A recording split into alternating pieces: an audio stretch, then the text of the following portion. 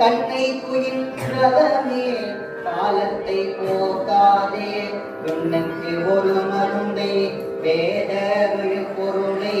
கண்ணுக்கு இனியானே பாடி கசிந்து உள்ளம் உள்நக்கு நின்றுருக யாமாட்டோ நீயே வந்து எண்ணி குறையில்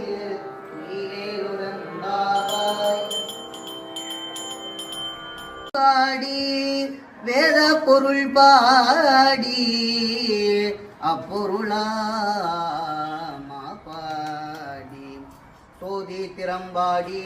சூழ்குன்றை தார்பாடி